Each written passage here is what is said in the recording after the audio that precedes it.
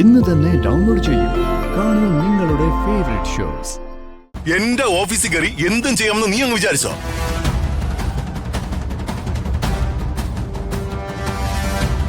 അതൊക്കെ ഞാൻ ഒറ്റയ്ക്ക് കഷ്ടപ്പെട്ട് പടുത്തുയർത്തിയ പ്രസ്ഥാനങ്ങളാ. അതിനകത്ത് കയറി ഏത് റാസ്കലിന് എന്തും ചെയ്യാമെന്ന് വിചാരിച്ചോ?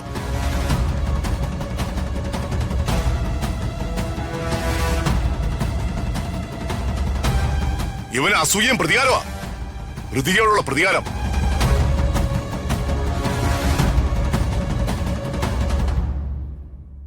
ഋതുമോളുടെ പ്രതികാരം തുടങ്ങിയത് ഇന്നും ഇന്നലെയൊന്നും അല്ല, അത് പണ്ട് മുതലേ ഉള്ളതാ.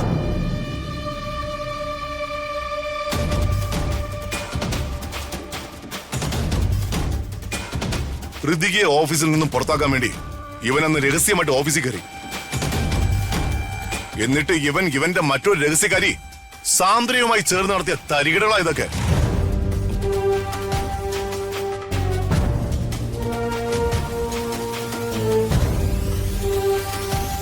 $20 കോടി കമ്പനിക്ക് നഷ്ടം വരുത്തി എന്നെ പുറത്താക്കാൻ ഇവനും അവളും കൂടി ഇതെന്റെ തലയിൽ കെട്ടിവെച്ചു. എന്റെ ദൈവമേ,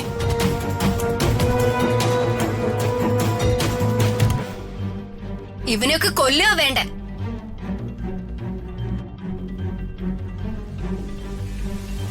ഓഫീസിലെ മിക്ക സ്റ്റാഫുകൾക്കും ഈ ചതിയുടെ കാര്യം അറിയാമായിരുന്നു. ഇവനെ പേടിച്ചാ അവരാരും ഉണ്ടായിരുന്നത്. ഇത്തരം ദ്രോഹികളൊക്കെ എന്താ ഞാൻ ചെയ്യേണ്ടത്?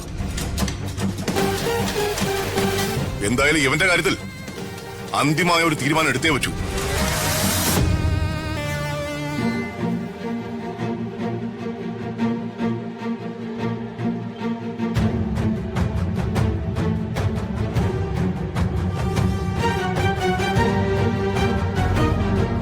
നേരാണോടോ ഈ കേക്കുന്നേ? നേരാണോന്ന്?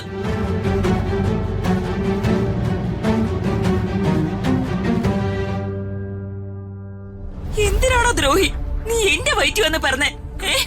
എടാ നിന്നെ കുടുംബം നശിപ്പിക്കാനായിട്ട് ദ്രോഹി.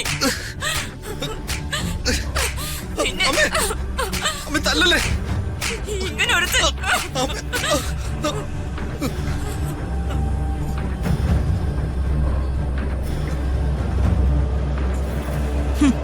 ഇതൊക്കെ ഇവനെ രക്ഷിച്ചെടുക്കാനുള്ള ഇവരുടെ നാടക.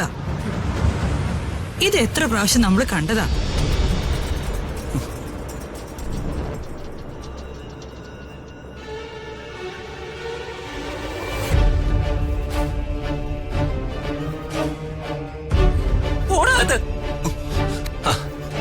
അങ്ങനെ അങ്ങ് പോകാൻ വരട്ടെ, അവിടെ നിക്ക്.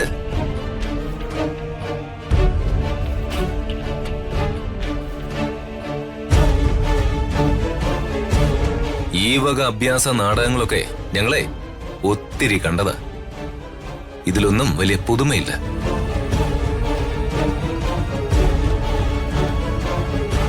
ഒരു കാര്യം കൂടി വർമ്മ സാറിന് അറിയിക്കാനുണ്ട്.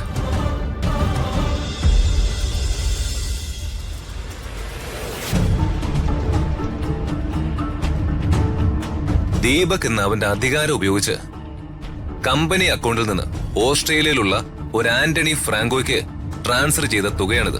10 കോടി.